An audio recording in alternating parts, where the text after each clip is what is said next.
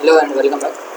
Last video में हमने ये सब कुछ इम्पल्स वगैरह के बारे में स्टडी किया था। ये यहाँ से स्टार्ट किया था मैंने लास्ट वीडियो में। और उससे पहले वाली वीडियो अपने ये स्टडी किया था कि न्यूटन्स के जो सेकंड लॉ ऑफ मोशन था, फर्स्ट लॉ ऑफ मोशन था, उसको हम कैसे निकालते हैं, सब है ना।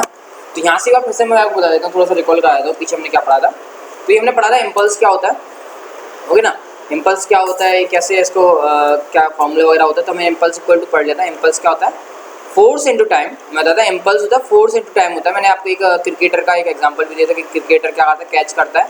तो सपोज मान लो ये इसकी बॉल है, ये बॉल उसकी डायरेक्शन में आ रही है, तो यहाँ पे कैच करेगा, इसको मान लो इस डायरेक्शन में ना, ऐसे कैच करे तो क्या करें, अपने हाथों थोड़े पीछे डायरेक्शन में ले जाते हैं, अपने हाथों थोड़ा पीछे डायरेक्शन में जाते हैं, सो दैट उसका टाइम है वो थोड़ा सा इंक्रीज हो जाएगा, टाइम को बढ़ाने के लिए, है ना। टाइम थोड़ा सा इंक्रीज हो जाएगा, सो दैट उसका जो उस पर फोर्स जो लगेगा या इम्पल्स होगा, उसका थोड़ा सा टाइम क्या हो जाएगा, इम्पल्स का मैग्नीट्यूड क्या हो जाएगा, कम हो जाएगा, ठीक है ना। इसलिए वो टाइम को थोड़ा सा पीछे खींचता है, अपने हाथों को पीछे खींचता है, सो दैट टाइम थोड़ा सा उसका इंक्रीज हो जाए। ओके, ये इसका इम्पल्स फॉर्मूला होता है, फोर्स इनटू टाइम। और टाइम जो होता है बहुत स्मॉल होता है, वेरी स्मॉल होता है। ओके, ये सिंपल था। हमने दो फॉर्मूले पढ़े, एक फॉर्मूला तो ये था और दूसरा फॉर्मूला हमारे पास ये आ रहा था। तो पहला फॉर्मूला था जहाँ फोर्स इनटू टाइम, इसमें जो फोर्स था वो कांस्टेंट था। फोर्स क्या था, कांस्टेंट था, तो हम ये वाला फॉर्मूला यूज़ करते हैं। दूसरा ये वाला फॉर्मूला था हमारे पास, इसमें जो फोर्स होता था वो टाइम पे डिपेंड कर रहा था। यहाँ पे जो फोर्स होता था वेरी कर रहा था, फोर्स डिपेंड ऑन टाइम। यहाँ पे फोर्स क्या कर रहा था, टाइम पर डिपेंड कर रहा था, डिपेंड ऑन टाइम। उस वजह से क्या हो रहा था, हमें ये इसका इंटीग्रेशन करना पड़ता है, इसका मतलब इंटीग्रेशन करना पड़ता है F.dt। ओके, इसकी ये वेक्टर यूनिट था, इसका ऐसा यूनिट वेक्टर क्वांटिटी, ऐसा यूनिट इसकी न्यूटन टू सेकंड, बिकॉज देखो यहाँ पे force into time, so newton to second. Dimension formula MLT-1 होता है, इवन एग्जांपल दिया था इसका। ओके, और इवन आपको स्पेशली बताया था कि फोर्स इनटू टाइम होगा तो इम्पल्स कहलाएगा, और अगर हम फोर्स इनटू वर्क कर देंगे, क्या कर देंगे, फोर्स इनटू वर्क कर देंगे, तो क्या कराएगा, अपना वर्क कहलाएगा। ओके, इसमें सेव कर दिया इसलिए थोड़ा सा रिमूव नहीं होगा। ओके, और ये वाला इंटीग्रेशन, ये वाला जब अप्लाई किया था तो मैंने ये वाला फॉर्मूला आपको लगाया। ओके, चल अब मैंने ये बताया था आपको कि अगर हम ग्राफिकली मेथड से अगर हमको सॉल्व करना है, ग्राफिकली मेथड से हम कैसे इसको सॉल्व करेंगे, तो उसमें दो चीज़ डिपेंड करता है। जैसे मैंने पीछे वाले क्वेश्चन बताया था आपको, दो फोर्स के फॉर्मूले थे आपको सिंपल्स निकालने के। सिमिलरली यहाँ पर भी दो पास कंडीशन आती है, जब एक पहली condition when force is constant and second one is when force is very या फोर्स इज डिपेंड ऑन, क्या आप लिख सकते हैं, डिपेंड ऑन टाइम। फोर्स जो है वो किस पे डिपेंड कर रहा है, डिपेंड ऑन टाइम। तो आपको ये वाला फॉर्मूला यूज़ करना बेसिकली क्या है, जब फोर्स कांस्टेंट होगा तो सेम अगेन ये भी यहाँ पे जो मैंने बताया था, सिंपल से डायरेक्ट फोर्स इनटू टाइम कर देना है, और जब फोर्स वेरी करेगा तो आपको इंटीग्रेशन कर देना है। ओके, तो ये अपना एक क्वेश्चन था। अब baseball player hits back the ball straight in the direction of bowler without changing its initial speed of 12 metre per second. इसमें थोड़ा सा आपको बताता हूँ, एग्जांपल समझा देता हूँ, बिकॉज स्टूडेंट से क्वेरी आई है कि ना एग्जांपल अच्छे समझ में नहीं आया, तो अपन देख लेते हैं क्या लिखा है, समझते हैं इस क्वेश्चन को। लिखा गया है, a baseball player hits back the ball straight in the direction of bowler without changing its initial speed of 12 metre per second. It means मैं आपके यहाँ रेड पेन से यहाँ पे समझा रहा हूँ, समझना क्या है इसमें।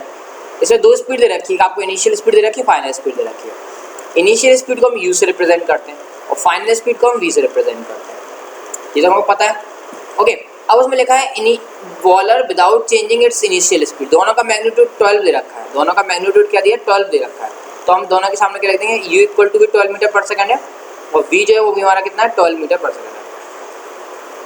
ओके, अब क्या हो रहा है, डायरेक्शन चेंज हो रही है, डायरेक्शन क्या हो रहा है, चेंज हो रहा है। जिस डायरेक्शन मान लो, सपोज मान लो ये बॉल था, ये बॉल इस डायरेक्शन में जा रहा है। अब यहाँ से क्या करा, बॉलर ने, वो जो बेसबॉल प्लेयर था उसने हिट करा, तो बॉल इस डायरेक्शन में जाने लगेगा। ये इनिशियल वेलोसिटी के साथ जा रहा था, ये फाइनल वेलोसिटी के साथ जाएगा। ओके, तो डायरेक्शन चेंज हो गया।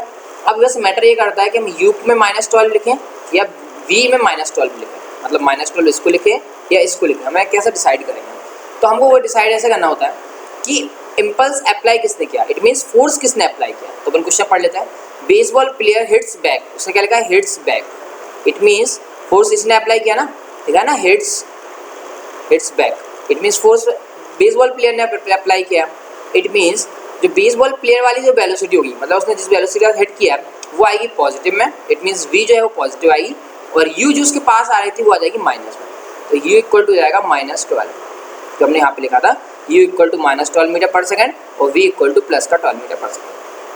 क्लियर हुआ इतना। चलिए अब हमको निकालना क्या है, वेलोसिटी दे दिया, मास दे रखा है बॉल का 0.15 किलोग्राम, मास कितना दिया है, 0.15 किलोग्राम। ओके, चलो मास दे दिया, वेलोसिटी दे दिया।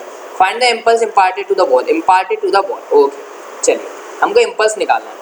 अभी तक पीछे वाली स्लाइड में हमने बताया था impulse equal to the force into time, force into time. Okay, but यहाँ पे तो फोर्स तो दिख नहीं रहा आपको, यहाँ पे आपको टाइम भी नहीं दिख रहा है। यहाँ पे आपको दो चीज़ें दिख रही हैं, दो क्वांटिटी दिख रही है। एक तो ये दिख रही है मास, इसको मैंने कर दिया यहाँ पे, मास दिख रहा है आपको, और दूसरा आपको ये दिख रहा है वेलोसिटी, क्योंकि इनिशियल और फाइनल दोनों दे रखी हैं और दोनों कैसे आपकी सेम, ये दो चीज़ें आपको दिख रही हैं। तो आप कैसे करें?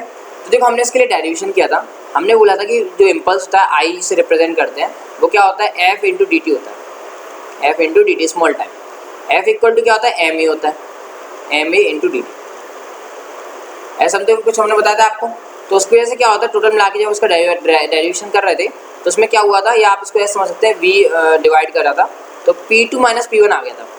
फाइनल जो हमारा क्या आया था इम्पल्स आया था वो चेंज इन मोमेंटम आ गया था, जो कि यहाँ पे मैंने लिख भी रखा है।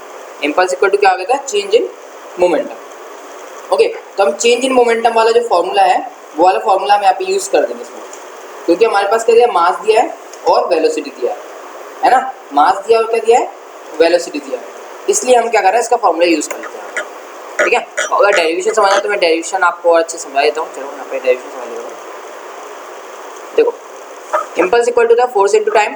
ओके, फोर्स इक्वल टू क्या होता है, फोर्स इक्वल टू होता है D P upon D T. देखो हमें मोमेंटम लाना है इसलिए D P upon D T ले लेंगे, इनटू में यहाँ पे डी टी ले लेंगे। ओके, डी टी से डी टी हो जाएगा कैंसिल, आई इक्वल टू हो जाएगा D P. I equal to क्या आ गया हमारे पास D P. D P means change in momentum. D P का मतलब क्या डिस्प्ले पिक्चर, ना डी पी का मतलब है चेंज इन मोमेंटम। तो हमारे पास क्या हो गया मोमेंटम में चेंज जो है हमारे पास आ गया है। तो मोमेंटम में चेंज क्या होगा फाइनल, ये हो जाता है फाइनल और ये हो जाता है माइनस इनिशियल। तो हम क्या करेंगे फाइनल में से इनिशियल मोमेंटम को माइनस कर देंगे। मोमेंटम की डेफिनेशन क्या होती है, मोमेंटम P इक्वल टू होता है एम वी। यहाँ पे देखो P equal to M V मतलब mass into velocity. Initial momentum था इसलिए M into U initial velocity, जो कितना था माइनस का 12 था। मास कितना था 0.15 था, 0.15 इंटू 12 कर दिया। फाइनल क्या था एम इंटू वी, तो इसका v का मल्टीप्लाई कर दिया, फिर वैल्यूज पुट करा और सॉल्व करके फाइनल अपना आंसर आ गया। ओके, चलिए अब देखते 5.10 एग्जांपल क्या था। ये सब मैं कल का ही बता रहा हूँ, जो मैंने कल भी लास्ट वीडियो में बताया था। क्या लिखा है इसमें, a hammer of mass 1 kilogram moving with speed, mass दे दिया। तो ये हाईलाइट करो कि दिया क्या है, मास दिया है और वेलोसिटी दिया है इतना, strikes on a wall and comes to rest in 0.1 second. इसमें टाइम भी दे दिया आपको। Calculate impulse of the force. देखो आगे बात फाइंड करना है आपको, इम्पल्स फाइंड करना है। मास दे दिया इतना और इसकी वेलोसिटी दे दी, तो मास और वेलोसिटी दिया और कम्स टू रेस्ट, ये देखो यहाँ पे। तो कम्स टू रेस्ट मतलब फाइनल वेलोसिटी, तो फाइनल वेलोसिटी होगी 0, इनिशियल वेलोसिटी होगी u इक्वल टू 6। ये u इक्वल टू क्या होगा 6 होगा इनिशियल वेलोसिटी, और फाइनल वेलोसिटी क्या होगा v इक्वल टू 0। टाइम इतना दे दिया। ओके, ये हमने सब लिख दिया कि गिवन क्या है, मास दे रखा है, इनिशियल वेलोसिटी दे रखी है, ये फाइनल वेलोसिटी हो गया, ये टाइम हो गया। फाइंड क्या करना था हमको, इम्पल्स फाइंड करना था। इम्पल्स क्या होता है फोर्स इंटू टाइम, एक तो ये फॉर्मूला पता है। दूसरा फॉर्मूला हमें पता है change in momentum P2 minus P1। तो हमने क्या करा यहाँ पे मास दिया वेलोसिटी दिया है, इट मीन्स हम मोमेंटम वाला फॉर्मूला ही अप्लाई करेंगे। हमको देखना पड़ता है क्या दिया है, उसके अकॉर्डिंग अपना माइंड यूज़ करते हैं और देख लेते हैं हमें कौन सा फॉर्मूला अप्लाई करना है। तो इम्पल्स इक्वल टू आ गया फोर्स इंटू टाइम, तो ये तो नहीं करेंगे, सॉरी इसका नहीं करेंगे, हम किसका यूज़ करेंगे, इसका करेंगे। I equal to change in momentum. तो हमें क्या करना है फाइनल और इनिशियल मोमेंटम निकालना है। P2 means final momentum, P2 means final momentum. इसको हम PF भी लिख सकते हैं, जरूर नहीं हम P2 लिखा, हम इसको ऐसे लिख सकते हैं PF minus PI equal to initial inertia, sorry impulse. Okay, final momentum क्या होगा, मास इंटू वेलोसिटी फाइनल वाली, minus initial momentum mass into initial velocity equal to inertia. m common ले लेते हैं, जैसे क्या बचा v माइनस यू बचा, इक्वल टू क्या आ जाएगा i आ जाएगा ना। मास कितना दे रखा है, मास दिया 1 kg, तो यहाँ लिख दिया 1 into V minus U, V तो हो गया 0, वी तो हो गया 0, माइनस यू दे रखा था 6 इक्वल्स टू आई, तो आई इक्वल्स टू कितना हो गया माइनस का 6, आई इक्वल्स टू कितना हो गया माइनस का 6, जो मैं यहाँ पे आ गया था। सेकंड क्या निकालता है, average retarding force that stops the hammer. Retarding force निकालना है हमारे पास इनर्शिया आ गया है, सॉरी इनर्शिया बोल देता हूँ मैं उसको। इम्पल्स आ गया माइनस का 6, टाइम आ गया 0.6। फाइंड क्या करना है हमको, फाइंड करना है रिटार्डिंग फोर्स। फॉर्मूला हमें पता है I equal to F into D T.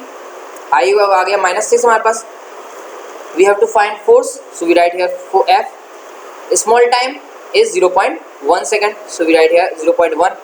यहाँ जाके क्या करते हैं डिवाइड कर देंगे, dividing, then we at F equals to minus 6 upon 0.1, decimal हटाया 16, तो कितना आ गया फोर्स इक्वल टू आ गया 16 न्यूटन, माइनस में इसलिए माइनस 16 न्यूटन। तीसरा क्या पूछा है, एवरेज रिटार्डेशन। तो रिटार्डेशन आपको पता है क्या होता है, एफ अगर हमारे पास फोर्स है, मास है, तो F equal to M A का फॉर्मूला आके इजीली हमें पता चल जाएगा कि उसका रिटार्डेशन कितना होगा। बट बिकॉज यहाँ पे लिखा हुआ रिटार्डेशन, इसलिए हमने ए के सामने माइनस नहीं लगाया। तो हम जनरली क्या करते हैं, ऐसे माइनस लगा देते हैं ना, ऐसे वाला, तो हमने नहीं लगाया क्योंकि वो क्या है, रिटार्डेशन। ओके, ऐसे ये 5.11 क्वेश्चन था, इसको मैंने होमवर्क में दे देगा, ट्राई कर लेना। अगर नहीं भी समझ में आता फिर मैं इसको इन क्वेश्चन फिर समझा दूँगा। ओके, तो हम यहाँ से स्टार्ट करते हैं Newton's third law of motion से। आज की स्टार्टिंग जो है वो यहाँ से, Newton's third law of motion, इसके न्यूमेरिकल्स करने अपन को। चलिए पहले तो इसका कंसेप्ट समझते क्या है, न्यूटन ने क्या बोला था। ये भी शायद मैंने लास्ट वीडियो में बता दिया था, तभी यहाँ पे लिखा हुआ है। इसमें ना बोला क्या था, इसमें मैं फिर आपको समझा रहा हूँ कि न्यूटन ने क्या बोल रखा था, कैसे क्या करा था। ठीक है, तो क्या करा न्यूटन ने, न्यूटन बोला एक काम करते हैं, एक ये ब्लॉक मान लो, एक ये ब्लॉक है, ये टेबल के ऊपर रखा हुआ है, ये रखा हुआ है। चलो हमने दूसरा ब्लॉक लेके आए, उसको भी हमने टेबल के ऊपर रखा, तो वो क्या हुआ, टेबल टूट गई। टेबल क्या हुआ, टूट गया, ऐसा हुआ टेबल, पैर उसके फैल गए। ऐसा क्यों हुआ, ऐसा क्यों हुआ, क्या रीज़न है कि किसी ऑब्जेक्ट को हमने, किसी ब्लॉक को हमने रखा टेबल पर तो वो टूट गया, एक बार में नहीं टूटा। तो आप सिंपल तो लोग सर उसका वेट ज़्यादा था इसलिए वो टूट गया, सहन नहीं कर पाया, है ना। तो उसी बेस पे न्यूटन ने थोड़ा सा अलग एक कंसेप्ट दिया था। सोचते तो वो अलग थे, अभी तो वो न्यूटन थे, है ना। तो उन्होंने क्या बोला, to every action there is always an equal and opposite reaction. To every action there is always an equal and opposite reaction. It means इसमें आपको बताता आपको कि यहाँ पर अगर हम ये ऑब्जेक्ट रख देते हैं, अगर हम यहाँ पे एक ऑब्जेक्ट रख दिया हमने और ये आपकी टेबल है, तो ऑब्जेक्ट क्या करेगा, टेबल के ऊपर एक फोर्स लगाएगा, जिसको हम क्या बोलेंगे, उसका वेट बोलेंगे। क्या बोलेंगे उसका हम, वेट। तो उसने ये वेट लगाया, जिसको हमने बोल दिया W इक्वल्स टू mg से। क्या बोल दिया हमने, W इक्वल्स टू mg बोल दिया। अब ये वेट तो लगा किसके थ्रू, ऑब्जेक्ट के थ्रू या ब्लॉक के थ्रू। किस पर लगा, टेबल पर, मतलब फोर्स लगा, फोर्स किस पे लगा, ऑन टेबल। टेबल के ऊपर जो फोर्स लगाया वो कितना हो गया, mg हो गया। वो क्या हो गया, mg हो गया। ओके, अब टेबल क्या करेगा, एक अपोजिट फोर्स लगाएगा, अपोजिट फोर्स लगाया जो किस पर लगेगा, बुक पर लगेगा। याद रखना, पहला जो फोर्स लगता है जिसको हम एक्शन फोर्स कहते हैं, और दूसरा फोर्स होता है जिसको हम क्या बोलते हैं, रिएक्शन फोर्स कहते हैं। याद रखना, रिएक्शन फोर्स पहले नहीं आता, पहले एक्शन फोर्स आता है। सिंपल सी बात है, आप रिएक्ट तब करोगे जब आपको कोई गुस्सा दिलाएगा या आपसे कोई प्यार से बात करे, तभी आप उसको रिएक्ट करोगे ना, रिएक्शन दोगे उसके लिए। तो पहले एक्शन होता है, देन आफ्टर रिएक्शन आता है। ओके, सो पहले हमने क्या करा, बुक जो ब्लॉक था या बुक था उसको हमने टेबल पर रखा, तो टेबल ने अपना एक वेट लगाया जिसको हमने बोला mg, W equals to mg बोला। अब जो वेट को उसने नीचे डायरेक्शन में लग रहा है, डाउनवर्ड डायरेक्शन में लग रहा है, तो बुक टेबल क्या करेगा, टेबल उसके ऊपर एक अपोजिट फोर्स लगाएगा जिसको बोलते हैं रिएक्शनरी फोर्स। क्यों लगाएगा भला, क्यों जरूरत है भैया इस फोर्स की, तो इसलिए ज़रूरत है, सपोज मान लो अगर ये फोर्स नहीं लगाता तो उसकी अलग अलग कंडीशन होती है, अलग अलग कंडीशन होगी। हो सकता है ये बुक टेबल पर रखें तो वो टेबल नीचे टूट जाए, क्यों, क्योंकि उसका वेट ज़्यादा हो जाएगा, है ना। और दूसरी बात, हो सकता है उसका मतलब वो हवा में उड़ता रहे, मतलब हवा में उड़े तो हवा में तो उड़ेगा नहीं, क्योंकि यहाँ पे ग्रेविटी होती है, अर्थ की ग्रेविटी होती है, इसलिए वो नीचे आ जाएगा। तो इसको बैलेंस करने के लिए, बिकॉज अभी ये जो बुक है या जो ब्लॉक है वो टेबल के ऊपर रखा हुआ है, वो मूव नहीं कर रहा है, कहाँ है, रखा हुआ है ना, स्टेशनरी कंडीशन पे, रेस्ट कंडीशन में है। इट मीन्स एक रेस्ट कंडीशन कब होता है, सपोज मान लो ये आप खड़े हो, ओके, आपको इस डायरेक्शन में खींच रहा है, एक फोर्स लग रहा है F1 इस डायरेक्शन में, तो आप साइड खींच चले जाओगे। तो आपको मान लो नहीं जाना उस डायरेक्शन, तो आप क्या करोगे, एक फोर्स अपनी बॉडी के थ्रू इस डायरेक्शन लोगे या किसी चीज़ को पकड़ लोगे जो आपको इस डायरेक्शन में खींचने की कोशिश करेगा। तो ये दो फोर्स आएंगे, अगर ये दोनों फोर्स एक दूसरे के इक्वल हैं तो आप क्या रहोगे, इक्विलिब्रियम में रहोगे, रेस्ट में रहोगे। कौन सी कंडीशन में रहोगे, रेस्ट में रहोगे। अगर ये दोनों फोर्स क्या कर रहे हैं, एक दूसरे को इक्वल कर रहे हैं, डायरेक्शन अपोजिट है बट इक्वल कर रहे हैं, तो आप रेस्ट में रहोगे। सिमिलरली यहाँ पे वेट जो था बुक का वो नीचे जा रहा था, तो भैया बुक टेबल ने बोला आप हमारे ऊपर फोर्स लगा रहा हो, हम भी फोर्स लगाएंगे भैया, ऐसे कैसे, आप हमको पीटोगे हम आपको नहीं पीटे, ऐसा हो सकता है कभी। तो उन्होंने भी सोचा, टेबल ने भी फिर एक फोर्स लगाना स्टार्ट किया, इसको बोलते हैं रिएक्शनरी फोर्स, रिएक्शन फोर्स। इस रिएक्शन को मैं बहुत अच्छे से पढ़ा रहा हूँ, बिकॉज हम आगे जाके फ्री बॉडी डायग्राम पढ़ेंगे, एक कंसेप्ट पढ़ेंगे FBD, फ्री बॉडी डायग्राम। तो उसमें क्या होता है, आपको फोर्स को बैलेंस करना पड़ता है, फोर्सेस को बैलेंस करना पड़ता है। जैसे यहाँ पे हमने फोर्स किया, कितने फोर्स लग रहे थे, किस डायरेक्शन में लगे थे, बैलेंस किया था। इसलिए मैं यहाँ पे थोड़ा सा आपको धीरे धीरे पढ़ा रहा हूँ ताकि आपको अच्छे से समझ में आ जाए। ओके, तो ये सब मैंने आपको लिखा था। अब इसमें दो फोर्स लगा था, जैसे यहाँ पे एक F1 लगा था, एक F2 लगा था, इक्वल लग रही थी बट डायरेक्शन कैसे चल गई, अपोजिट थी। होता है ना, रेस्ट कंडीशन में कब हो सकता है, जब दो फोर्स है वो equal in magnitude but opposite in direction हो। तो सिमिलरली यहाँ पे क्या हुआ, जैसे मैंने यहाँ बता दिया A और B दो मैंने ब्लॉक लिए थे, A B पे लगा रहे हैं, इसको हम एक्शन बोलेंगे, ए ऑब्जेक्ट बी, मतलब ए जो है फोर्स लगा रहा है बी पर, उसको हमने एक्शन बोल दिया, और बी जो है ए पर लगा उसको हमने रिएक्शन बोल दिया। ठीक है, यहाँ पे लिखा भी था ए बी, क्योंकि कभी क्या होता है समटाइम्स आपको ऐसे मिलेगा F12 या ए बी या बी सी, तो आप भूल जाओगे कौन सा फोर्स किस पर लग रहा है। तो जब भी ए बी आए इट मीन्स ए पहले लिखा है बी बाद में लिखा है, it means force exerted by B on A, force exerted by B मतलब बी ए पे फोर्स लगा रहा है, और इसमें क्या होगा ए जो है बी फोर्स मतलब पीछे से आगे की तरफ फोर्स लग जाएगा। ओके, एक बार दूसरी बात आप याद रखना, मैंने अभी आपको बताया था कि जो वेट है वो किस डायरेक्शन में लगेगा, आपका नीचे डायरेक्शन जो कि ट्वेल पर लग रहा है, और जो रिएक्शनरी फोर्स है वो कहाँ पर लग रहा है, बुक पर या ब्लॉक पर लग रहा है। तो ये जो एक्शन रिएक्शन फोर्स होते हैं वो हमेशा कैसे लगते हैं, अपोजिट डायरेक्शन में लगते हैं पहली बात। दूसरी बात डिफरेंट बॉडीज पे लगते हैं, ये मैंने आप लिखा वो different bodies, act on different body. Disturb तो नहीं रहा, एक्ट ऑन डिफरेंट बॉडी। ठीक है, कभी भी एक ही बॉडी पर दोनों फोर्स नहीं लगते हैं, ये बात आपको अच्छे से याद रखना है। ओके, और जैसे यहाँ पर रेस्ट में था तो एक दूसरे फोर्स से क्या करेंगे, कैंसिल कर देंगे। और सपोज मान लो ये रेस्ट में ना हो, अगर मैं एक दूसरा एग्जांपल दी, मान लो ये फोर्स लग रहा है F1, कैपिटल F1 यहाँ पर, और इधर लग रहा है अपना स्मॉल F2। मैंने बोला कि जो कैपिटल F1 फोर्स है वो ग्रेटर है F2 फोर्स है, तो क्या होगा, सिंपल सा वो पता है, ये जहाँ फोर्स ज़्यादा लगेगा ऑब्जेक्ट उसी डायरेक्शन में चलता चला जाएगा, तो इस डायरेक्शन में मोशन होगा जिसको मैं एम बोलते हैं, एम बोलेंगे मतलब फोर्स की डायरेक्शन में उसका मोशन स्टार्ट होगा, मतलब एक्सीलरेट करना स्टार्ट करेगा वो ई एक्सीलरेशन से। ओके, ये सब क्या अपन आगे वाले जो क्वेश्चंस होंगे इनमें अपन स्टडी करेंगे। ठीक है, तो चलो करते हैं न्यूमेरिकल।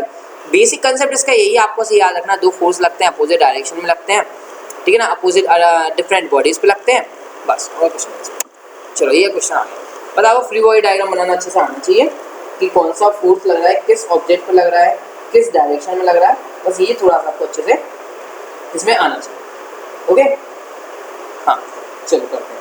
क्या लिखा है, a block of mass 25 kilogram, a block of mass 25 kilogram, मतलब मास कितना दिया उसका 25 किलोग्राम दिया, मास कितना दिया उसका 25 किलोग्राम दिया है ना, यहाँ पे देखो 25 kilogram is raised bye 50 kilogram man, मतलब 25 किलोग्राम के ब्लॉक को या ऑब्जेक्ट को एक 50 किलोग्राम मैन ने in two different direction as shown figure. Sorry मैं आपको डायग्राम देना भूल गया, डायग्राम लेना मैं यहाँ पे आपको कॉपी करना भूल गया।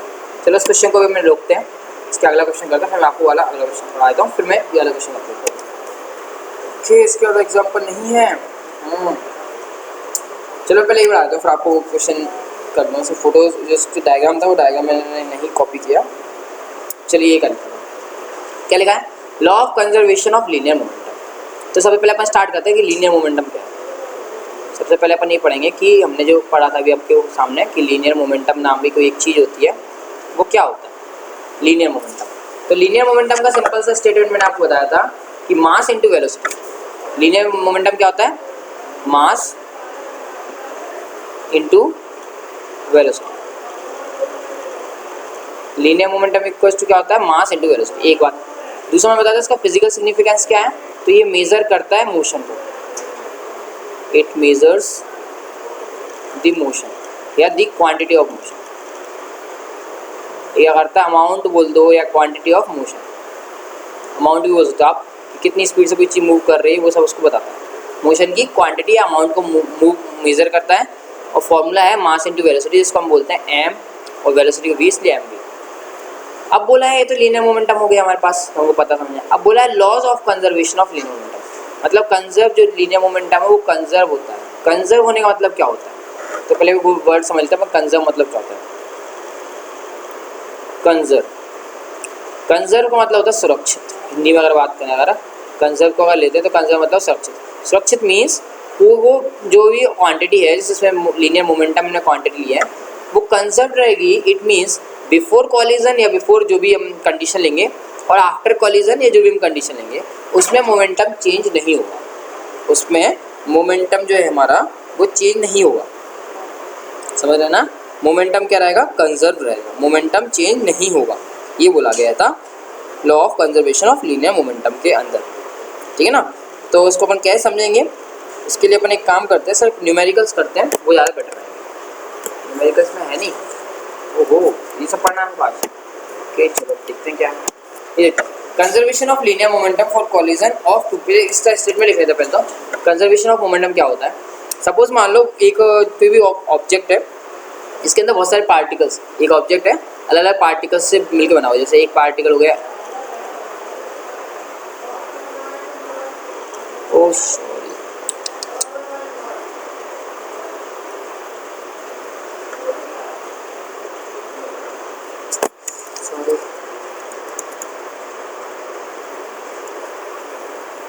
चला गया, चलो law of conservation of linear momentum पढ़ लेते अपन। इसके अंदर अपन को पढ़ना था, हाँ क्या मैंने बोला था कि मान लो कोई ऑब्जेक्ट है जिसके अंदर बहुत सारे पार्टिकल्स, मान लो M1 M2 M3 ये सब उसके पास पार्टिकल्स Mn पार्टिकल्स हैं, जो वेलोसिटी एक पहला जो पार्टिकल v1 वेलोसिटी से मूव कर रहा है, M2 पार्टिकल v2 से, M3 जो पार्टिकल है वो v3 से, और Mn जो पार्टिकल है वो vn वेलोसिटी के साथ क्या कर रहा है, मूव कर रहा है।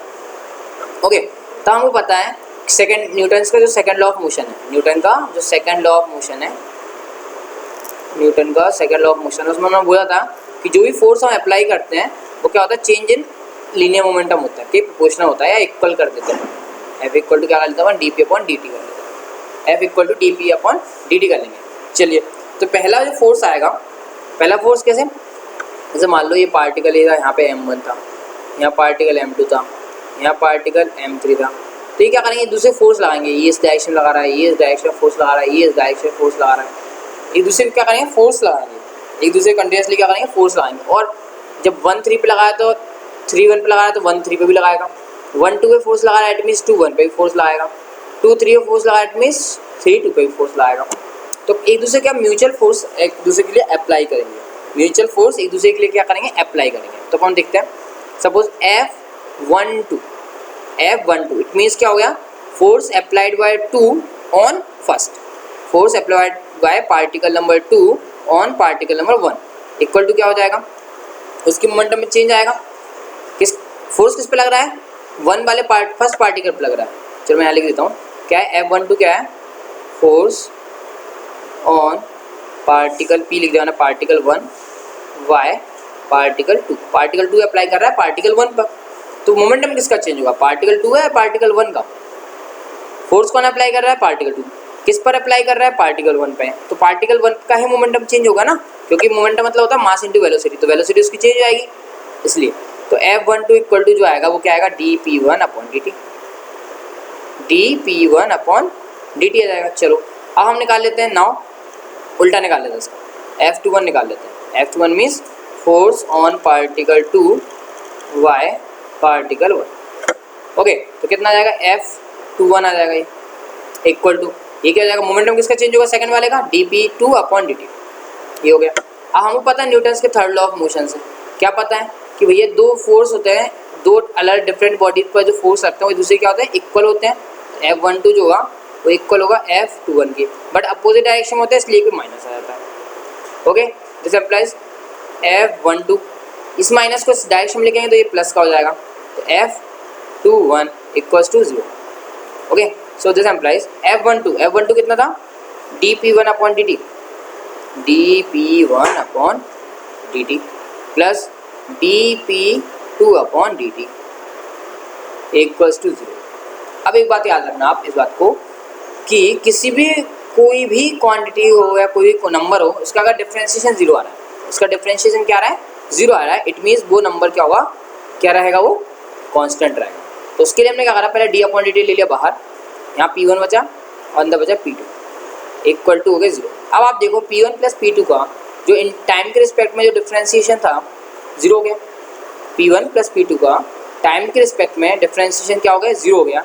इट मीन्स अंदर की जो क्वांटिटी है d/dt छोड़ने के बाद तो क्या है, P1 प्लस P2 है, तो वो क्या होगा, कांस्टेंट हो जाएगा, वो क्या हो जाएगा, कांस्टेंट हो जाएगा। क्यों भैया ऐसे कैसे कांस्टेंट हो जाएगा सर जी, हम नहीं मान रहे आपकी बात, ऐसे कैसे नहीं होगा, भी नहीं मान रहा आपकी बात, ऐसे क्यों नहीं हुआ। तो आप कंसेप्ट देखो, कंसेप्ट क्या था, हमने पढ़ा था जब हम डिफरेंशिएशन हमने पढ़ा था तो हमको पता था कि d/dt या d/dx से पढ़ा हुआ आपने, और यहाँ पे कांस्टेंट लिखा होता है, क्या लिखा होता है यहाँ पे, कांस्टेंट, तो उसका डिफरेंशिएशन क्या आता है, 0 आता है। मीन्स किसी भी कांस्टेंट का डिफरेंशिएशन क्या आता है, 0 आता है।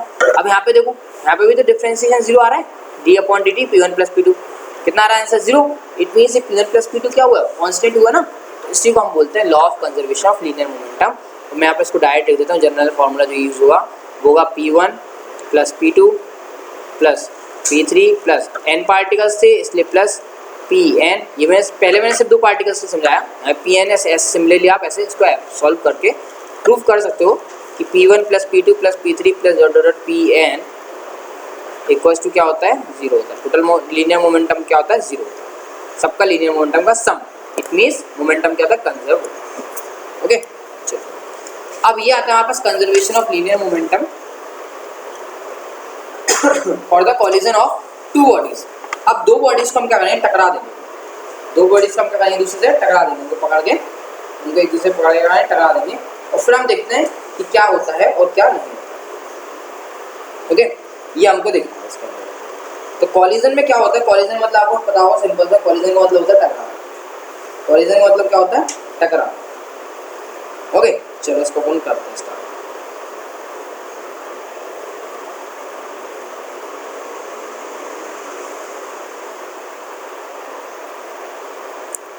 चलिए करें स्टार्ट कौन। सपोज मान लेते हैं एक ऑब्जेक्ट ये है पास ए और एक दूसरा ऑब्जेक्ट ले लेते हैं अपन। एक को ए ले लिया तो दूसरे का ऑब्जेक्ट अपन क्या लेते हैं, बी ले लेते हैं। और ये उनका सरफेस है। इस सरफेस पे वो दोनों ऑब्जेक्ट सीधे खींचना बात,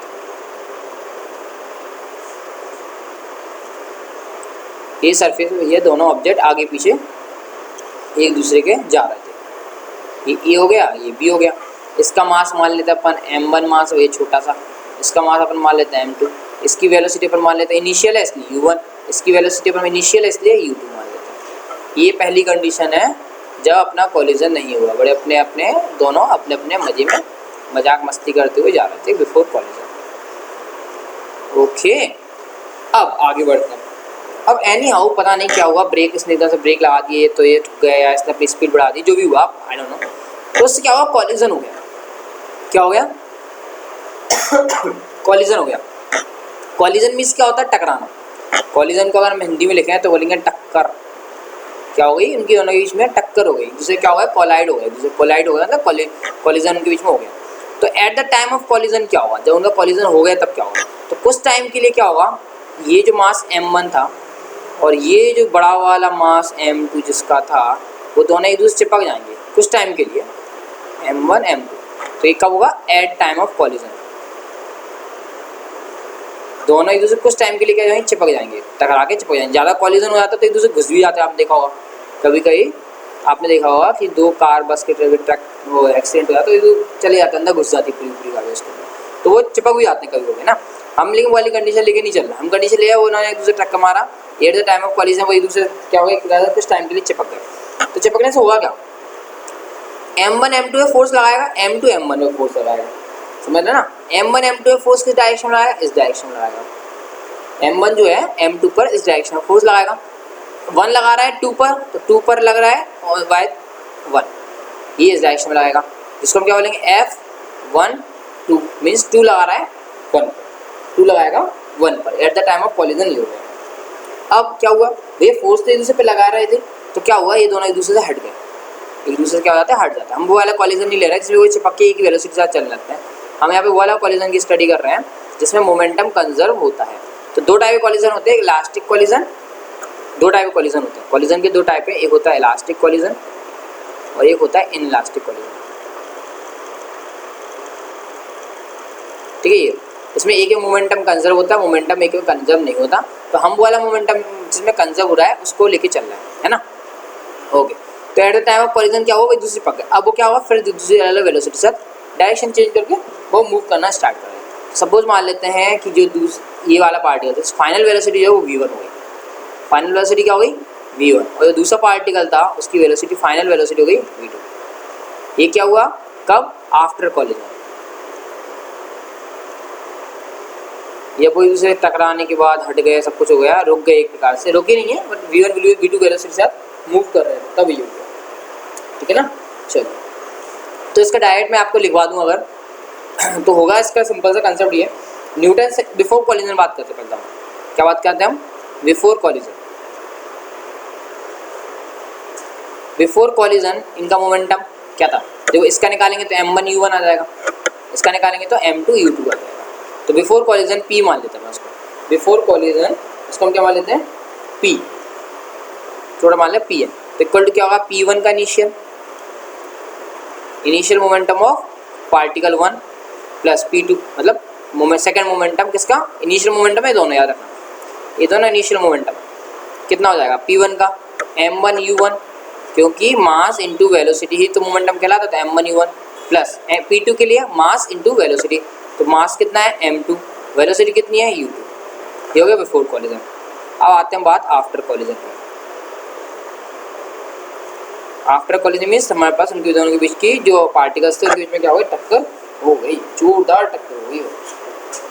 ओके, तो आफ्टर कॉलिजन क्या होगा, आफ्टर कॉलिजन इसको हम p माना था, इसको हम p डैश मान लेते हैं सपोज, इक्वल टू क्या होगा p1 इनिशियल था, तो यहाँ पे क्या होगा p1 फाइनल हो जाएगा। फाइनल क्या हो जाएगा, मास इंटू फाइनल वेलोसिटी क्या थी v1। सिमिलरली यहाँ पे मास कितना था m2 और फाइनल वेलोसिटी क्या थी v2।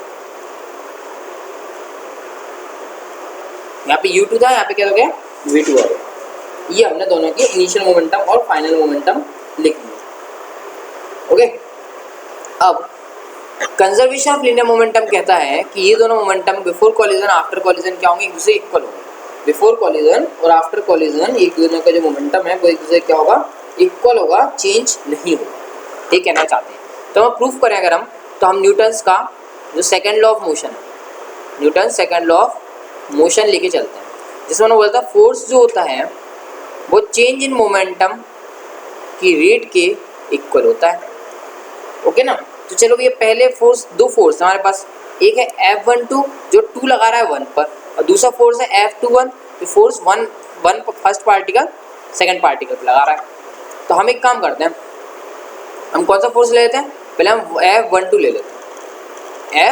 F12 it means second जो ऑब्जेक्ट है वो लगाएगा आपका किसी ऊपर, फर्स्ट के ऊपर, तो मोमेंटम किसका चेंज होगा, फर्स्ट पार्टिकल का मोमेंटम चेंज हो जाएगा, फर्स्ट पार्टिकल का मोमेंटम चेंज हो जाएगा। क्यों चेंज हो जाएगा, सेकंड है क्यों नहीं हुआ, फोर्स कौन लगा रहा है, देखो F12 2 लगा रहा है फर्स्ट पर, 2 वाला फोर्स लगा रहा है फर्स्ट पर, तो मोमेंटम किसका चेंज होगा, जिसके ऊपर फोर्स लगता है। फोर्स किस पे लग रहा है 1 पर, तो 1 का मोमेंटम में चेंज आएगा। तो 1 का फाइनल मोमेंटम क्या था m1 v1 minus initial momentum क्या था m1 u1 अपॉन टाइम कितना था t मान लेते हैं उसको, पास तो टाइम t हो गया, इक्वल टू कितना आ जाएगा m1 कॉमन ले लेंगे हम, ठीक हो जाएगा v1 माइनस u अपॉन में टाइम। ओके, ऐसे हम दूसरा ले लेते हैं F21, 21 means 1 particle means first particles second particle पर फोर्स लगाएगा। फोर्स किस पर लग रहा है, सेकेंड पार्टिकल पर, तो मोमेंटम किसका चेंज होगा, सेकेंड पार्टिकल का। सेकेंड पार्टिकल का मास क्या है m2 है, इनिशियल फाइनल वेलोसिटी थी v2 माइनस इनिशियल वेलोसिटी थी u2 अपॉन हो गया टाइम, हो गया। अब न्यूटन्स ने थर्ड लॉ ने कुछ बोला था, न्यूटन के थर्ड लॉ ने क्या बोला था, लिख देगा क्या, चलो वहाँ लिख देता हूँ, लिखने में देखो वहाँ पर लिख देता हूँ, चलो वहीं लिखते हैं। न्यूटन के थर्ड लॉ ने बोला था, न्यूटन्स ने थर्ड लॉ में बोला था कि F21 इक्वल्स टू माइनस का F12 होता है भैया जी। बस अब अपन क्या करेंगे, यहाँ पे F12 की जो वैल्यू है जो कि क्या है m1 v1 minus m1 u1 upon t को इक्वल कर देंगे m2 v2 minus m2 u2 upon t के, t से t कैंसिल, तो क्या होगा m1 v1 और ये यहाँ पे क्या आ रहा था माइनस का, ओ सॉरी m1 v1 हो गया अपना, और यहाँ पे क्या आ रहा था अपना m2 v2 है ना, यहाँ पे m1 v1 आया था, और ये क्या होता है f इक्वल टू माइनस, तो माइनस में ये माइनस हो जाएगा अपना, ये प्लस हो जाएगा, जगह थोड़ी सी कम पड़ेगी ना, जगह की शॉर्टेज हुई है यहाँ पर। चलिए कहाँ करें, पीछे में कर देते हैं, यहाँ पर कर देते हैं, हटा देंगे। तो क्या था अपने पढ़ा था F12 इक्वल टू माइनस का F21 पढ़ा था। F12 किस में आया था, 2 लगा रहा था फर्स्ट पर, फर्स्ट का मोमेंटम चेंज हो रहा था, तो m1 v1 minus u1 upon t। याद रखना जिस पर फोर्स लगता है उसका मोमेंटम चेंज होता है।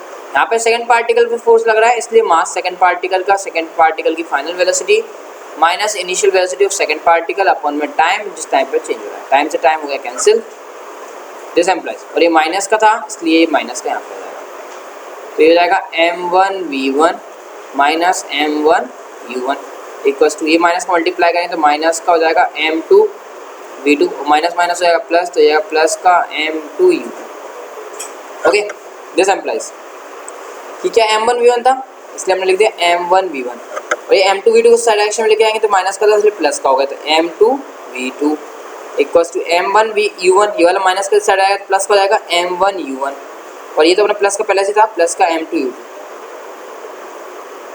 तो क्या हुआ, मतलब ये हो गया फाइनल मोमेंटम। ये क्या था, अपन अभी लिखा है p डैश बोला था हमने, जो कि इक्वल किसके आ गया, p के आ गया, p डैश इक्वल टू आ गया p, और p डैश क्या था यहाँ लिख देता हूँ, p डैश जो था वो फाइनल मोमेंटम था fm लिख देते हैं, और p था वो इनिशियल मोमेंटम था im लिख दिया। ओके, समझ में आ गया ना। कॉलिजन जो अपना लीनियर मोमेंटम था वो कंजर्व कैसे हो रहा था, तो बिफोर कॉलिजन की वेलोसिटी लगती रहती, एट टाइम कॉलिजन वो एक दूसरे स्ट्राइक हो गए थे, स्टिक हो गए थे, है ना। स्टिक होने के बाद वो एक दूसरे फोर्स लगाए थे जिससे वो v1 और v2 वेलोसिटी के साथ एक दूसरे से मूव करने लगे। तो हमने क्या कहा, initial momentum after collision, sorry initial momentum before collision and final momentum after collision को एक दूसरे क्विट कर दो। So we get this p dash equal to p। Okay, चलो आगे बढ़ते हैं। अपन पढ़ेंगे collision of ball with wall, मतलब बॉल का वॉल के साथ कॉलिजन कराना पड़ेगा तो उसमें क्या होता है। चलो इसको हटा देते हैं जल्दी से यहाँ पे, फिर अपन आगे करते हैं।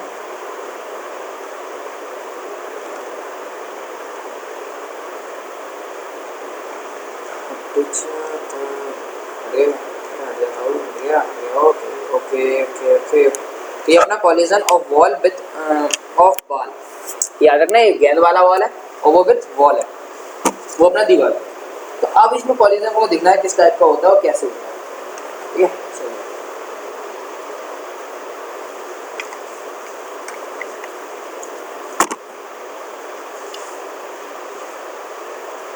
चलो इसको स्टार्ट करते हैं, collision of ball with wall. इसे थोड़ा अच्छे समझना, क्योंकि क्या है कि ये जो कंसेप्ट है वो थोड़ी सी इजीली समझ में आएगा नहीं जल्दी से आपको, तो बहुत ट्राई करना कि आपको ये क्वेश्चन समझ में आ जाए। ये तो न्यूमेरिकल कहें तो ज़्यादा समझ में आ जाएगा, ठीक है। तो इसमें अपन एक काम करते हैं, एक पहले तो एक दीवार बना लेते हैं, वॉल बना लेते हैं।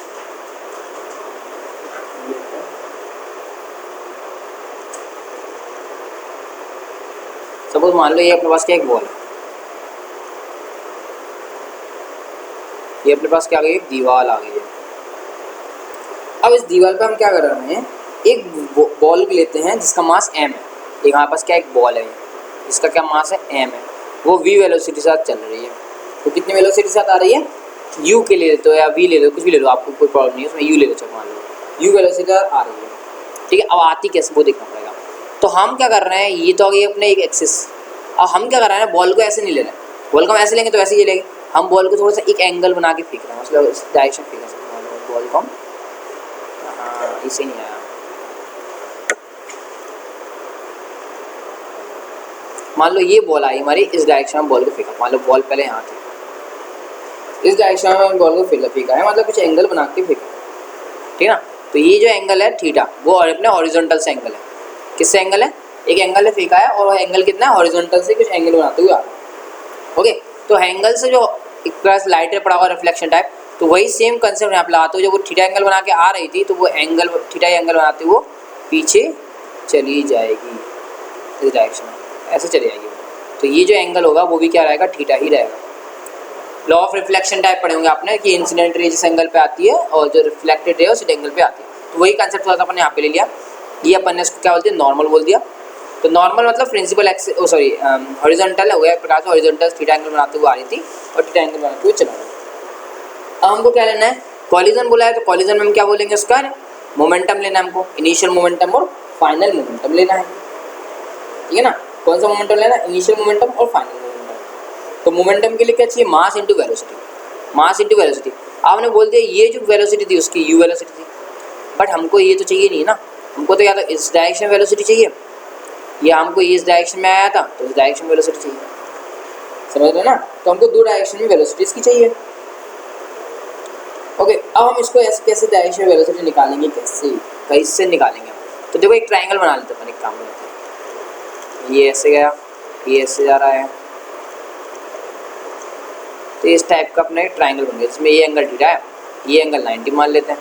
क्या होगा, राइट एंगल ट्राइंगल बन जाएगा। जैसे मान लो अगर आपको समझ में नहीं आ रहा तो जैसे मान लो यहाँ पर डॉट कर देंगे, तो आपको ये वाला पॉइंट देखो, इस पॉइंट को देखो, इस पॉइंट को देखो, एक राइट एंगल ट्राइंगल बन रहा है, तो इस राइट एंगल ट्राइंगल का यूज़ करके हम इसको अप्लाई करने वाले हैं, सिर्फ और कुछ नहीं करना, इस राइट एंगल ट्राइंगल का यूज़ करेंगे और बस हमारा काम हो जाएगा। तो हमने बोल दिया कि ये डायरेक्शन जो है, इस डायरेक्शन में जो है, मतलब जो बॉल है अगर उसके इस डायरेक्शन में लेते हैं, मतलब वाई एक्सिस के लिए अगर उसके कोऑर्डिनेट लेते हैं, तो वो आता है पहले तो इस डायरेक्शन में आएगा, माइनस का एम मतलब मास, यू साइन थीटा आएगा, क्या आएगा, you sine theta J cap, you sine theta J cap. Sine theta क्यों, सपोज मान लो ये टाइप टाइप का एक अपना कोई मान लो ट्राइंगल है, ये एंगल थीटा है, और हमको निकालना क्या है, हमको परपेंडिकुलर वाली वैल्यू निकालना ना, तो मीन्स वाली वैल्यू यहाँ से लेंगे, तो ये वैल्यू निकाले, परपेंडिकुलर निकालना है, और क्या दे रखा है, हाइपोटेनस दे रखा है, तो परपेंडिकुलर अपॉन हाइपोटेनस क्या होता है, साइन ही तो होता है, तो इसलिए हमने क्या लगा दिया यहाँ पे, साइन थीटा का फॉर्मूला। तो इससे हमारे डायरेक्शन निकल आया कि माइनस का M you sine theta J cap आ जाएगा इसका। ओके, और ये आगे एक वाला, और दूसरा क्या आ जाएगा अपना, देखते हैं। देखो अब बॉल क्या इस डायरेक्शन में आ रही है, बॉल आ तो इसी डायरेक्शन में रही ना, और चली इस डायरेक्शन में, इसलिए अपना जो वो जो वाई कंपोनेंट है वो नीचे डायरेक्शन में जा रहा है। क्यों, क्योंकि जो बॉल है वो रिफ्लेक्ट होकर नीचे की डायरेक्शन में जा रही है, इसलिए हमने जो वाई है वो हमने किस में लिया, निगेटिव में लिया, निगेटिव जी कैप में लिया। ओके, अब एक्स एक्सिस पे बात करते हैं। एक्स से बॉल आ तो इस डायरेक्शन से रही थी, तो आज डायरेक्शन में तो प्लस हो रहा था, तो क्या हो जाएगा, एम यू और कॉस हो जाएगा, क्या हो जाएगा, ये cos theta I cap, M you cos theta I cap. Okay, अब ये स्ट्राइक कर गया, स्ट्राइक करने का इस डायरेक्शन में जा रहा है, तो बॉल क्या नीचे भी जा रहा है और साथ ही साथ इस डायरेक्शन में भी जा रहा है, तो जब इस डायरेक्शन में जाएगा तो ये इस डायरेक्शन में जाएगा, और जो वैल्यू जाएगी वो क्या हो जाएगी, माइनस का M you sine theta I cap. अब आई कैप क्या हो गया, माइनस में हो गया, बिकॉज पहले बॉल ऐसे आ रही थी, अब बॉल इस डायरेक्शन में क्या हो रहा है, जा रहा है, तो जब जाएगा तो उसकी डायरेक्शन चेंज होगा। ओके, और बॉल क्या है, नीचे डायरेक्शन में जा रहा है, नीचे डायरेक्शन में जा रहा है, तो ये वाला जो कंपोनेंट होता है वो सेम ही रहेगा, माइनस का M you sine theta J cap. तो ये कंपोनेंट को डिवाइड करना, कैसे क्या डिवाइड करते हैं वो थोड़ा अच्छा सीख लेना आप। एक बार फिर से बताया तो मैं आपको, ये जो बॉल थी अपनी वो इस डायरेक्शन में जा रही है, देखो फिर से बताते जाएगा, वो क्या नीचे डायरेक्शन में जा रही है, इस डायरेक्शन में जा रही है मान लो सपोज, तो ये अपने हॉरिजॉन्टल है, तो हॉरिजॉन्टल में आ रहा है, लेकिन हॉरिजॉन्टल कहाँ है, आप हर पॉइंट पे देखो इस डायरेक्शन में जा रहा है और इस डायरेक्शन नीचे जा रहा है, तो मतलब क्या है, जा तो पॉजिटिव एक्स में रहा है, ये तो पॉजिटिव एक्स हो गया, बट जा कहाँ रहा है, नीचे जा रहा है, नीचे क्या होता है, नेगेटिव वाई होता है, नीचे क्या होता है, माइनस वाई होता है, इसलिए हमने माइनस का जे कैप यूज़ किया। जा रहा था प्लस एक्स में, इसलिए हमने आई कैप यूज़ किया, प्लस का। अब यहाँ पे बॉल टकराने के बाद कहाँ चला गया, इस डायरेक्शन में चला गया, तो इस डायरेक्शन में कोई पॉइंट पे देखो आप, जा कहाँ रही है बॉल, इस डायरेक्शन में जा रही है, इस डायरेक्शन में जा रही है, और नीचे भी जा रही है, इस डायरेक्शन में जा रही है, और कहाँ जा रही है, नीचे जा रही है, तभी तो ये देखो नीचे आती आएगी, इस डायरेक्शन में नीचे, तो इस डायरेक्शन मतलब नेगेटिव एक्स एक्सिस, और ये कौन सी थी, नेगेटिव वाई एक्सिस थी, ये नेगेटिव वाई एक्सिस आ रही है और ये नेगेटिव एक्स एक्सिस आ रही है, तो इसलिए हमने negative X axis means minus का एम यू साइन थीटा जी आई कैप, साइन थीटा नहीं सॉरी कॉस आएगा। कॉस क्यों आएगा, क्योंकि हम एंगल जिससे बनाते हैं उसका हम कॉस लेते हैं, तो कॉस थीटा आई कैप, और ये नीचे जा रहा है इसलिए minus M you sine theta G cap. Hopefully समझ में आ गया होगा, नहीं समझ में आया होगा तो बता देना, अगली वीडियो में फिर से इसको समझा देंगे, क्योंकि ये आपको समझना थोड़ा अच्छे से आना चाहिए, समझ लेंगे तो अच्छी बात होगा, क्योंकि आपको बहुत ज़्यादा काम देगा आगे कंपोनेंट्स में डिवाइड करना। ओके, तो हमको पता है कि फोर्स जो होता है वो क्या होता है, मोमेंटम में चेंज होता है, इम्पल्स होता है मोमेंट, चेंज इन मोमेंटम होता है, क्या होता है, चेंज इन मोमेंटम। तो हम क्या काम करते हैं, सभी का मोमेंटम निकाल लेते हैं, इनिशियल मोमेंटम, फाइनल मोमेंटम, तो पी इनिशियल मोमेंटम क्या हो भैया, इनिशियल मोमेंटम मतलब जिस डायरेक्शन में आया था वो निकाल लेंगे अपन, है ना, तो क्या हो जाएगा, इनिशियल मोमेंटम आई कैप में कौन कौन से आया था, M you cos theta, initial तो ये आ रहा था ना, M you cos theta I cap, और वाई एक्सिस में क्या था, माइनस का M you sine theta J cap, तो हो गया M you sine theta J cap, initial आ गया। फाइनल मोमेंटम क्या जाएगा, माइनस का एम यू जाएगा, क्या जाएगा, माइनस का M you cos theta I cap, because direction change हो गई, और ये भी हो जाएगा माइनस का M you sine theta J cap. ये हमारे पास इनिशियल मोमेंटम और फाइनल मोमेंटम आ गया। अब हमको क्या निकालना है, change in momentum. Change in momentum क्या होता है, डेल्टा पी इक्वल टू क्या होता है, final momentum minus initial momentum equals to, final ये था इनिशियल ये था, तो इसको वैल्यू पुट कर देंगे, माइनस का M you cos theta I cap minus M you sine theta J cap, और इनिशियल था तो इनिशियल ये रखा अपना, तो क्या हो जाएगा, माइनस का M you cos theta I cap और माइनस था और ये भी माइनस है, माइनस माइनस क्या हो जाएगा, प्लस हो जाएगा। Then we get m you sine theta, velocity same है ना, M you sine theta J cap. तो देखो माइनस का जे कैप प्लस का जे कैप हो जाएगा कैंसिल है पक्का। हाँ, और ये माइनस माइनस क्या हो जाएगा, ऐड हो जाएगा। तो कितना आ जाएगा, माइनस का 2mu cos थीटा आई कैप। तो ये चेंज इन मोमेंटम आया वो mu cos थीटा आया आई कैप, मतलब आई कैप डायरेक्शन में हो रहा है। नेगेटिव आई कैप मीन्स जो है एक्स एक्सिस में इस डायरेक्शन में आपका ऑब्जेक्ट जाएगा, वो जा भी रहा है, दिख भी रहा है अपन को, तो क्लियर है ना। ओके, हमें पता है फोर्स इम्पल्स इक्वल टू क्या होता है, चेंज इन मोमेंटम। और एक और चीज़ पता है, impulse equal to the force into time, force into time. तो चेंज इन मोमेंटम निकल आया, इट मीन्स इम्पल्स निकल आया। तो इम्पल्स कितना हो गया, माइनस का 2mu cos थीटा। अगर हम सिर्फ आई कैप जी कैप नहीं रखते तो माइनस का 2mu cos थीटा। और अगर हम इसका मैग्नीट्यूड ले लेते हैं, क्योंकि अगर हम आई कैप नहीं रख रहे हैं तो माइनस नहीं लगाएंगे, क्योंकि I cap means X direction और minus I cap means minus X direction. और हमने आप मैग्नीट्यूड लिया, इसलिए मैग्नीट्यूड लिया तो हमने डायरेक्शन नहीं लिखा, equal to F into t. तो फोर्स कितना निकल आया, फोर्स निकल आया पास 2mu cos theta upon time, time means t. कितना आ गया, 2mu cos theta upon t, 2mu cos theta upon t. तो ये फाइनल हमारे पास आंसर आ गया, एक फॉर्मूला, एक तो फोर्स का फॉर्मूला आ गया और ये हमारे पास इम्पल्स का आ गया। इम्पल्स समझ लो, इसको इम्पल्स ले लो आप, या क्या ले लो, चेंज इन मोमेंटम ले लोगे।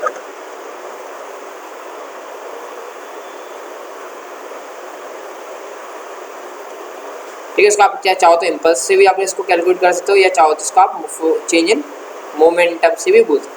कितना, माइनस का 2mu cos थीटा आई कैप। अब इसके अंदर कुछ केसेस आ जाते हैं, इसके कुछ केस आ जाते हैं। जैसे मान लो case number 1, case number 1 when theta equal to 0, when theta equal to 0 degree. अब बताओ ये थीटा जो है, ये वाला जो थीटा दे रखा है वो 0 डिग्री हो जाएगा, मतलब क्या होगा, परपेंडिकुलर आ रहा है। मीन्स क्या होगा, जो बॉल है सरफेस के परपेंडिकुलर आ रहा है, सरफेस के कैसा आ रहा है, परपेंडिकुलर आ रहा है। तो एफ इक्वल टू कितना हो जाएगा, यहाँ पे थीटा की जगह हम 0 रखते हैं, cos 0 कितना था, 1 होता है। तो एफ इक्वल टू हो जाएगा 2mu upon t, 2mu upon T. It means maximum force आएगा, ये आएगा F maximum 2mu upon T. Okay, तो ये इस पर डिपेंड करेगा कि आप क्या एंगल जो है वो कितना लिया है आपने और कितना नहीं लिया। सिंपल। ओके, चलो अब करते हैं क्वेश्चन। तो समझ में आ गया होगा होपफुली, कुछ है नहीं इसमें। ये देखना होता है हमने कि वेलोसिटी यू से ठीक रहती, तो एक्स एक्सिस और वाई एक्सिस में वो किस डायरेक्शन में जा रहा है। तो बताता है आपको, देखो ये तो एक पॉजिटिव एक्स डायरेक्शन में आ रहा है, बट यहाँ देखो नेगेटिव वाई डायरेक्शन में जा रहा है नेगेटिव वाई डायरेक्शन, इसलिए मैंने एक नेगेटिव वाई में लिया है, माइनस का आई जी कैप लिया था, और एक्स एक्सिस में पॉजिटिव में आ रहा था इसलिए प्लस का आई कैप सॉल्व किया। ओके, चलो अब करते हैं क्वेश्चन नंबर अपन एग्जाम्पल नंबर 5.1। पढ़ लेते हैं जल्दी से, इसको पढ़ लो जल्दी से, क्वेश्चन को समझ में क्या आ रहा है, जो भी दिया है वो लिख लो जल्दी से।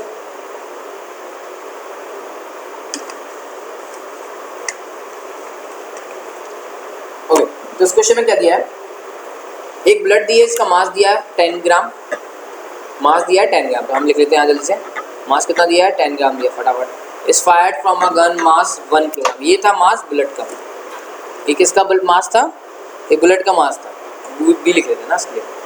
और mass of gun, mass of gun उसका कितना दिया है, 1 kilogram. Okay, if the recoil velocity is 5 metre per second, मतलब हमने क्या करा है, गन ली, ये ओह ये तो गन निकल क्या हो गया, गन से हमने क्या करा है, एक बुलेट फायर करी जिसका मास था 10 ग्राम, और जो बुलेट गन है उसका मास है 1 किलोग्राम। रिकॉइल वेलोसिटी मतलब जो वेलोसिटी फाइनल वेलोसिटी पर आता है वो कितने हैं, 5 मीटर पर सेकेंड है। तो हमें फाइंड द वेलोसिटी ऑफ मजल निकालना है। ये रिकॉइल वेलोसिटी दे रखा है, कौन सी वेलोसिटी दी है इसके अंदर, रिकॉइल वेलोसिटी। रिकॉइल वेलोसिटी का मतलब क्या होता है, रिकॉइल वेलोसिटी का मतलब क्या है, वेलोसिटी मतलब रिकॉइल में गन से निकल रहा था, तो ये वेलोसिटी हो गया गन। पहले तो देखो रेस्ट में था अपना, ये जो था बुलेट जो था वो रेस्ट में था, वो तो जा नहीं रहा था। रिकॉइल वेलोसिटी मतलब mass of velocity of gun, gun ने कितना फोर्स उसको दिया बुलेट को, गन ने बुलेट पे फोर्स लगाया जिससे वो बुलेट जो है वो आगे की तरफ जाना स्टार्ट कर दिया। ठीक है, law of conservation of momentum लगाए थे, तो वो क्या हो जाएगा, initial momentum equal to final momentum. तो देखो मोमेंटम दिया किसने, जिसने फोर्स लगाया, और जिस पर फोर्स लगाया, तो फोर्स किसने लगाया, फोर्स लगाया भैया गन ने, अच्छा तो गन का मोमेंटम लिख लो, तो mass of gun into velocity of gun equal to किस पे लगाया, ये किस पे लगाया, बुलेट पे लगाया। Okay, mass of bullet into velocity of, mass of gun कितना दे रखा है 1 किलोग्राम, तो 1 इनटू वेलोसिटी ऑफ गन कितनी दे रखी है 5 equal to mass of bullet कितना दे रखा है 10 ग्राम। और निकालना क्या है, फाइंड द वेलोसिटी ऑफ मजल, मतलब वही बुलेट आपके पास, तो ये वी भी हो गया ना, सिंपल है आपके। तो कितना जाएगा 1 into 5, it means this is becomes to 5/10 equal to velocity of bullet. तो क्या जाएगा velocity of bullet equal to 5/10, 5/10 क्या था 1/2, कितना होता है 1/2। अब देखो सबको सही है, बढ़िया, तो टेंशन थी, हाँ एक टेंशन आ गई, क्या मास जो दिया था 10 ग्राम में दिया था, किसा ग्राम में दिया था बुलेट का, तो इंटू 10 ग्राम -3 अभी तो किलोग्राम में चेंज होगा, तो ये डिवाइड में था, तो डिवाइड में है तो एक काम करते हैं, डिवाइड की चीज़ को जब ऊपर भेजेंगे तो क्या होगा 2 के 3 प्लस में आ जाएगा, तो क्या जाएगा 1000 को 2 से डिवाइड करेंगे तो कितना जाएगा 500 आ जाएगा। कितनी आएगी वेलोसिटी इसकी 500 मीटर पर सेकेंड। सिंपल था, है। मतलब ये देखा जाता है कि हमने किस चीज़ से फोर्स अप्लाई किया है और किस ऑब्जेक्ट पर फोर्स अप्लाई हुआ है। जिससे फोर्स अप्लाई किया उसका मोमेंटम, जिस पर फोर्स अप्लाई किया उसका मोमेंटम एक दूसरे क्या होगा इक्वल होगा, हमें आंसर फाइनली मिल जाएगा। ओके, तो आज की वीडियो में इतने ही रखते हैं, इससे आगे भी कुछ एग्जांपल्स हैं, उनको हम नेक्स्ट वीडियो में कर लेंगे। आज की वीडियो में इतना है, थैंक यू वेरी मच।